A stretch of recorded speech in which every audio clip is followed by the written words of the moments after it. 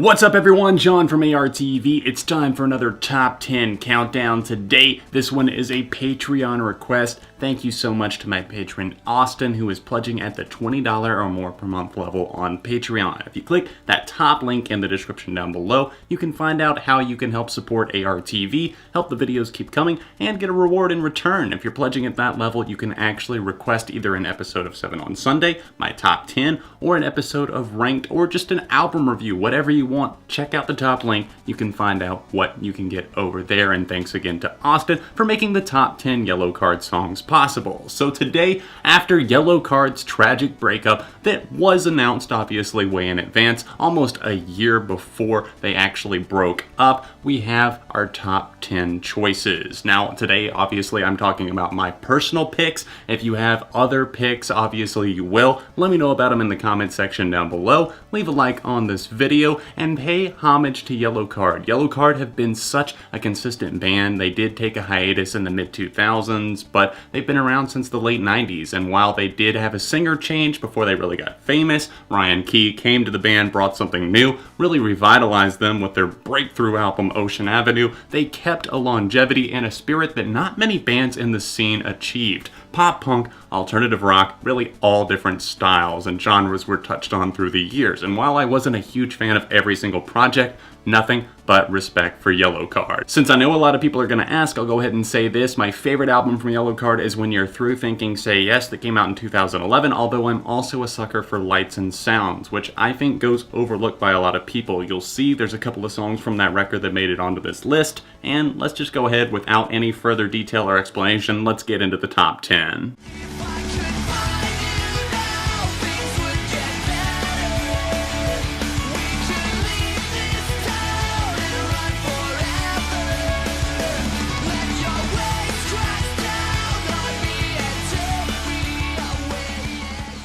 I don't think I've ever met anyone that doesn't know this song. Ocean Avenue is iconic. It is a song that defined a generation, really my generation. I'm 25 years old now, but this was the song and still is to this day. It's something that you can go back to, think of simpler times, maybe older memories, whatever it might be. It's not just a relationship song. If I could find you now, things would get better. Maybe it's a point in your life, and whenever people reflect on that, I think it does them a lot of good. There's a huge nostalgia factor to it, but it's not just looking at it through the lens of nostalgia. It's a genuinely great song. Yes, it's a bit overplayed, overexposed, whatever you want to call it, but it's something that still holds true, is that memory of a time and a place that if you could just get back there, maybe things would get better. With summertime just around the corner, it's honestly not going to feel the same, knowing that Yellowcard are broken up, permanently disbanded. Sure, there was the hiatus, but this is actually the end of an era. And whenever you play that song, maybe roll the windows down, smile, look out the window, and know that Yellowcard are still living on vicariously through all of the fans, the people still playing the music. It'll hurt a little bit, but I'm still gonna be playing this all summer long, I'm sure.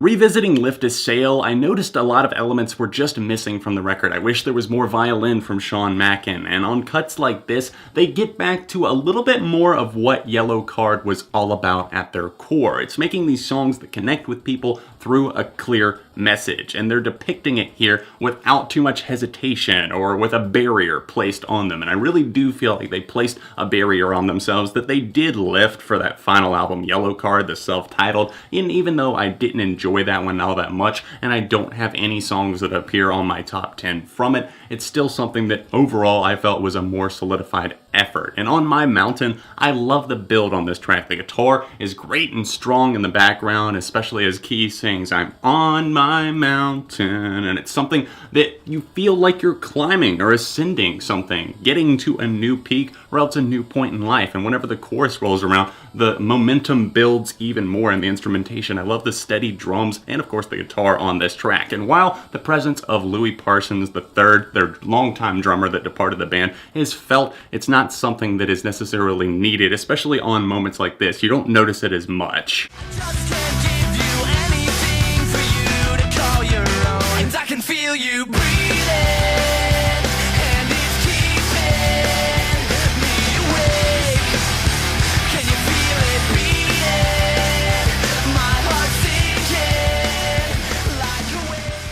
breathing. Apparently that's something that I've forgotten how to do because I'm having trouble getting through this. I'm talking so much, I have all of these thoughts pinned up and I'm having a hard time getting them out without running out of air. Calming down a bit, I really do think Breathing is fantastic. One of the best moments from Ocean Avenue, my personal favorite off of that album. Sure, it was a single, but honestly, I've never been a guy that just sat down and listened to Yellowcard for one song or the other. If I'm listening to them, I'm listening to them in like a herd or a pack, and I'm sorting through a bunch of their material, and Breathing was just something that was in there, always jumped out to me, and it wasn't something that I had heard all the time when I was a kid, but especially in my later high school years, transitioning into college, and even still to this day occasionally, it's something that pops up in a playlist, and you really rock out to it, because not just the violin, sure that does help Yellowcard kind of transcend the scene or else some of the labels, because it's like, oh, they have a violinist, so they're automatically different. Well, it wasn't just that, but just the instrumentation in general. It was very heavy on this track, but also really well layered. You can hear the guitar very clearly, the microphone, of course, keys, vocals are on point. I can feel you breathing with that huge, vivacious chorus that really just energizes you, pumps you full of life. It's very dramatic, but not too over the top that you're like, wow, this is cheesy, and I kind of regret the entire 2000s. They just come through with a very distinct sound here, and it's something that just makes me miss Yellowcard all that much more.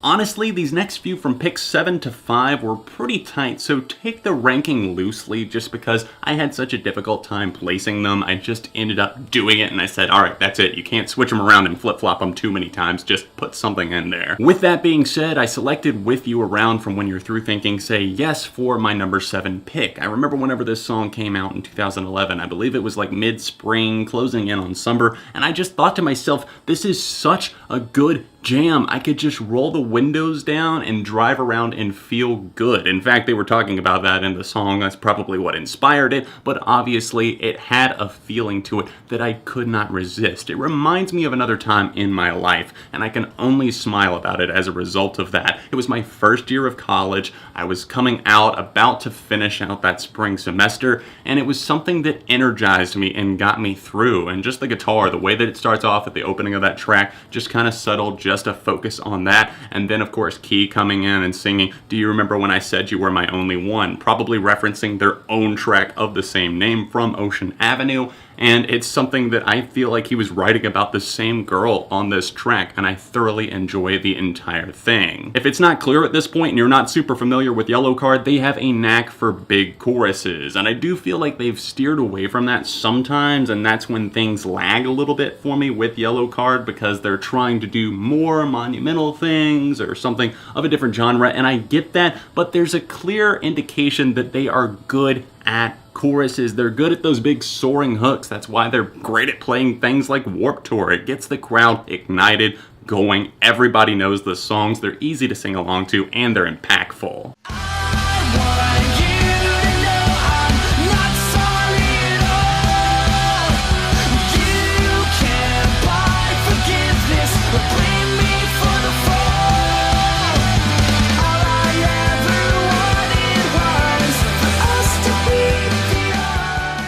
I was a little bit nervous whenever they announced Southern Air in 2012. I mean, another album so close in line with When You're Through Thinking Say Yes that had just come out about a year ago, but they did not disappoint. The energy and the ideas were still flowing out of them, and I love the creativity, especially on moments like A Vicious Kind, which I do feel like is a bit overlooked from this record. He definitely has a clear message on this track. I want you to know that I'm not sorry at all. He belts on this one as the instrumental thunders. I love the guitar. It is just a lightning bolt that really strikes down and rains down, especially on the opening of this track and on the chorus. There's a little guitar solo as well that pops up at the end that is just fantastic. I think it's an electrifying moment that really stands out right in the middle of this record, and it's just like, how is this not one of the singles? How is this not a live staple? It's something that I could easily see myself screaming the words right back to them. Unfortunately, I guess I will never have that chance again. I just thought about that. R.I.P. Yellowcard.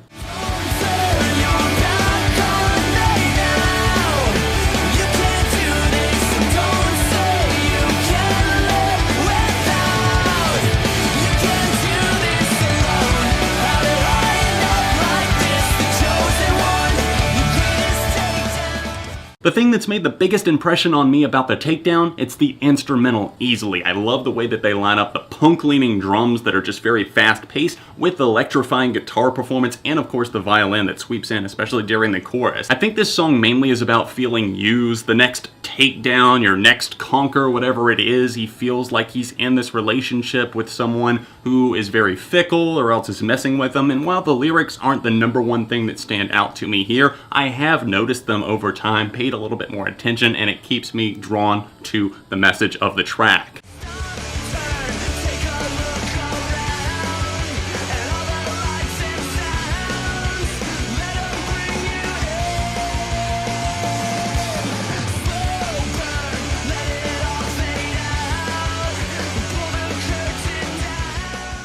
My number 4 choice holds a very special place in my heart because this was one of my first Yellowcard tracks. In fact, it was the first music video that I ever saw, thanks to me watching Fuse all the time whenever I was a kid. I remember this video coming up, and it was during a loaded block where they would play like multiple music videos from one artist, and this was the first one that played because it was the new single, and I was like, wow, this sounds fantastic. I love the guitar on it. I emulated it all the time by running around the house, just air guitaring.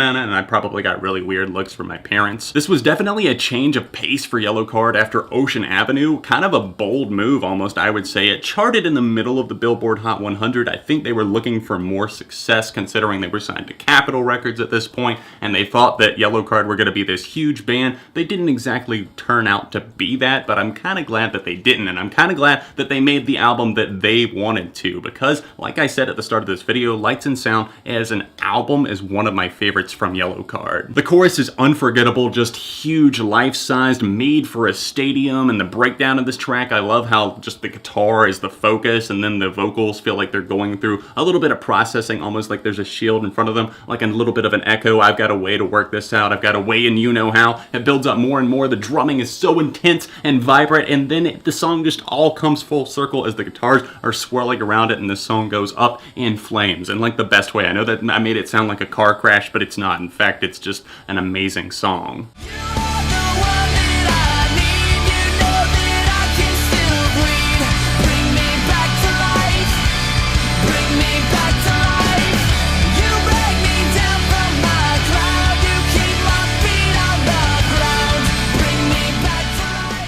Cut me, Mick. I love references, and the title of this song is one in and of itself. Google it if you don't know. Obviously, if you're into Yellowcard, you're probably into violin and guitar combos, but I do feel like this is one of the best guitar performances that I could easily just point to, single out. If somebody was like, Yellowcard suck at the guitar, they're not even rock, what could you even point out as an example? I'd be like, cut me, Mick. Go look that one up, seriously. The start of this song and the way that the bombast just really continues throughout the track, swirls in with the guitar, pairing those two together, especially for that huge chorus, it's just undeniable.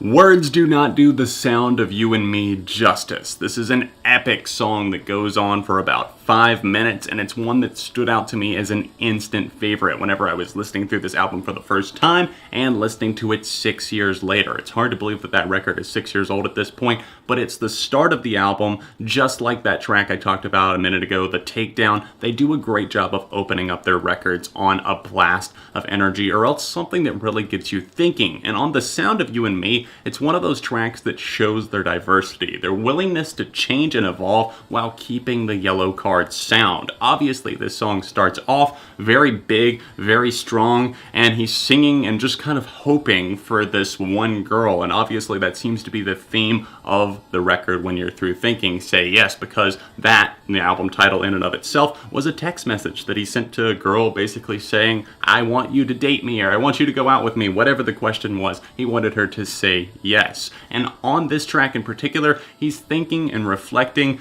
and then finally, as the song goes on, we get to this breakdown part, and he's singing "Break walls down," you know, hear my sound, basically hear me crying out, and love me again. And it seems like maybe he's gone through some sort of traumatic relationship with this person. Maybe, do you want to get back together? Maybe that was what he wanted them to say yes to. And then the way that the guitars just build up is unmistakably Yellowcard. It's something that's very different, and the way that they went about it, they took a different route. But as that builds up, and then the huge payoff as the guitars chug and soar, and then it goes out on a little bit more of a fading note, it's Yellowcard. And I want to pump this song out and pimp it out to everybody, because if you haven't heard this one, if you've only heard the singles from records like that, you have been missing out.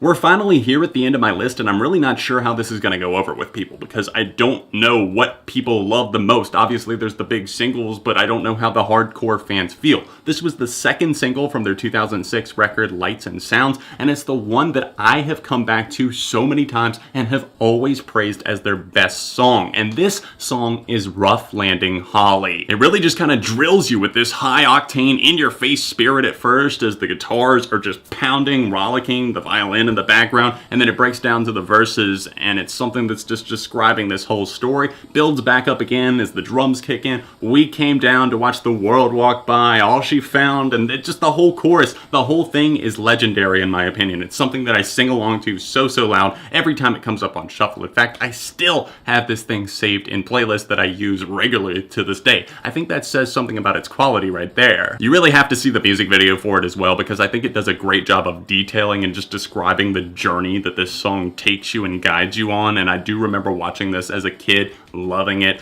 getting into Yellowcard even more. In fact, I eventually went out and bought Lights and Sound because I loved this one so much. I was like, if there's songs like this and the title track, there's gotta be more to love. And fortunately, through the years, I did mostly stick with Yellowcard. I wasn't always right on top of their releases, but they've always been a band that I enjoyed. I do hope you guys enjoyed seeing my personal list for my top 10 favorite Yellowcard songs. Comment your top 5 down below, and don't forget to leave a like on the video. Thank you again to my Patreon supporter, Austin, and if you would like to find out more about how you can support me on Patreon, click the top link in the description or on the outro card whenever we cut to that right now. If you would like to see the last top 10 video that I did, you can click right here, or another recent review that I think that you might enjoy, you can click right here. All of my social media is linked in the description down below, and other than that, I'll see you very soon right here on ARTV.